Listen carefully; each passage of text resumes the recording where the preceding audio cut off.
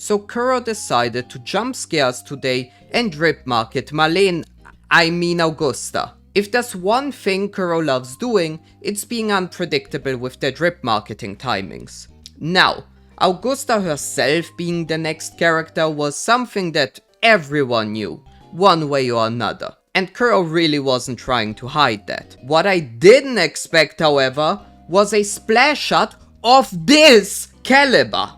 Like seriously, what are they feeding their artists at Kuro Games? The last few splash shots have been beyond insane. Like, how do you even improve from here? What are Wuva splash shots going to look like in 5.0 if this is the level that we have reached in 2.x? But I digress. Let's first of all talk about the big thing. And no, I'm not talking about her using the grafted greatsword.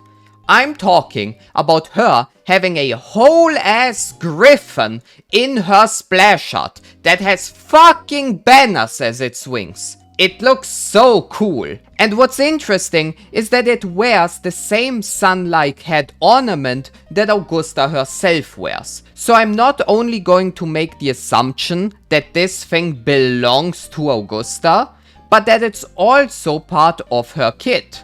I could genuinely see her riding that thing instead of having the normal flight animation, which is cool, but probably won't happen due to how massive that thing is. Now, will it be part of her kit? I could see it, but personally, I hope not. This is a me thing, but I just don't like mount riders in general.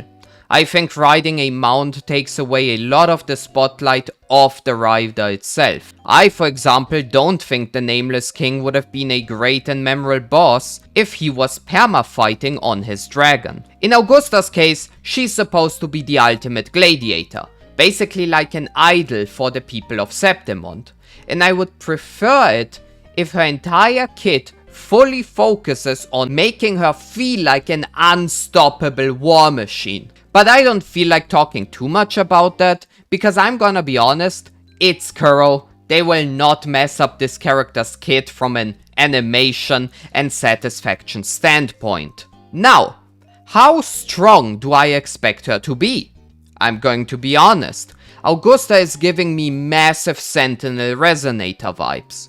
Now, that's obviously probably wrong from a lore perspective, because, well, Septimond doesn't believe in the Sentinel. But the way people talk about her being like this incredible, ultimate gladiator, and her design literally giving off the same vibes, while also giving off some divine Roman god vibes as well, just makes it hard for me not to put her on the same level.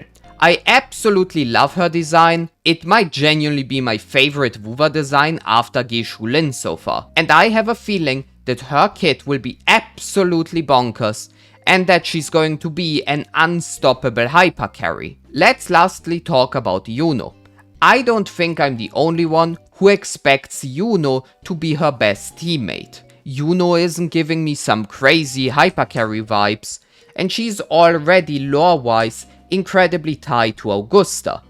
Not only that, but they literally have the classic sun and moon theme going on. And I mean, let's be real, most the new Wuva teams have basically been tag teams consisting of 2 units. The interesting situation here is that unlike with Zani, Katefia, or even Frolova if you want to count her, the support has always been released first, so that the main DPS would basically feel great because you can use them at full power. Augusta is being released before Yuno. This means if they really make one tag team together, that Augusta will be the first tag team DPS that releases without her signature partner.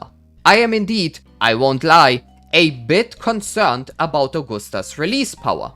If they make her as strong as Zani Peep, for example, and then Yuno ends up becoming a support who brings her kit to a whole new level, like Peep does to Zani, then we are hitting dangerous levels of power creep. If they release her weak because Yuno is going to bring her damage up like Chachona and Peep do, she's going to be doom posted, of course. And it's going to be the same thing like with Zani on the release. This is something that is kinda floating around in my mind, and it will probably be resolved in the moment Augusta's kit drops, since most of it is basically, panicking before anything is even being said. But yeah, it's still something to think about and consider. I think she's going to be insane, and I am incredibly hyped to see her swing that grafted greatsword. Let me know what you think about her in the comments, and I will see you in the next one.